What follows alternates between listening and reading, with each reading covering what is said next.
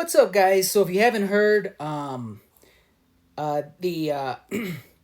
diesel subsidy was just eliminated here in Ecuador um, just a few days ago, and it's actually a huge deal.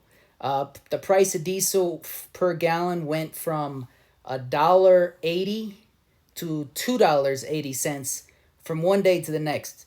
So it's kind of a big jump. What is that? 40% or something jump from one day to the next. And as you can imagine, the locals are like they have in the past.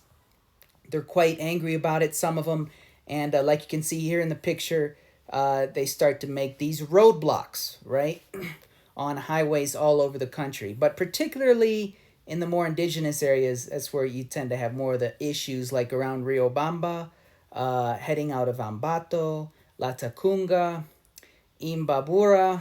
All of these areas tend to be the worst. Not so much, ironically, on the coast, right? So more in the highlands, it's an issue. But anyway, people are worried about it, especially people like with international flights and stuff. But the actual current situation isn't too bad.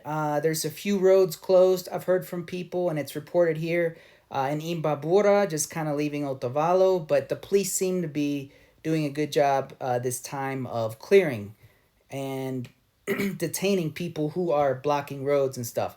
There's a few roads near the Cayambe area, north of Pichincha. There was what seems to be a more problem area is that Carchi area, right on the border of Colombia and Ecuador, right? And there's a few others, but that's about it. A few others in the Cuenca area, Cuenca Loja. It was temporarily closed, it says here, near Saraguro, but it has been recently opened again by the police. So they seem to be doing a good proactive job. As far as my thoughts on the fuel subsidy, it's about damn time they did it. I just kind of feel like the government was maybe more or less afraid to do it before this. There's just a lot of bad actors who profit a ton from this fuel subsidy. A lot of contrabandistas, contraband people who buy the fuel, take it, run it across the borders of Ecuador, and sell it for almost double.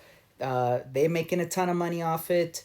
A lot of narcos, a lot of drug lords who are in the mining business who use a ton of diesel to poison our country here in Ecuador as well. They were making a huge killing, and now obviously it's dented their business too, and just a bunch of other people who just making a killing like truckers, uh, when really they could pay the normal rate and just make not quite as much money right now as before.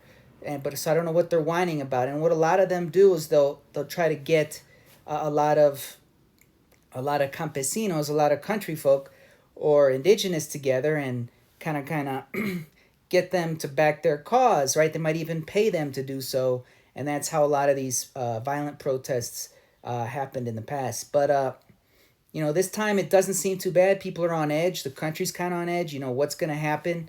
Um, is it going to stick, right? The elimination of this subsidy. But we'll see how it goes. Now, it probably will affect inflation a little bit, depending on how much the government helps out, like the local public transport bus system, which are mostly all diesel. And, we'll see how it goes. But obviously, the current government, Noboa, the president, I think he could have done a much better job of communicating why, we need, how many millions of dollars a year, this subsidy costs the government, how many millions of dollars a year filters out, through and lines the pockets of bad actors, right, at the cost of the taxpayer here in Ecuador. So, again, I think he could have done a better job communicating why, and maybe he could have took us on an off ramp a little and not just one day to the next, 40% higher. I don't know, he's from one of the richest families in Ecuador, so I don't know if he knows what it means to ever have to look at the gauge when you're filling up and decide, between a little extra gas or tennis shoes, right? I don't think he ever had to make those kind of decisions, so I don't know if it's fair to even hope that he would do that. But kind of eased us into it, communicated better. I think he could have done it better. But anyway, I'm Mr. Second Passport. This is what's going on down here in Ecuador. If you like this, don't forget to subscribe and hit the like button below. It really helps the channel, and it gets me to uh, promote this channel and publish more content if you're interested in living and investing in Ecuador. Take care.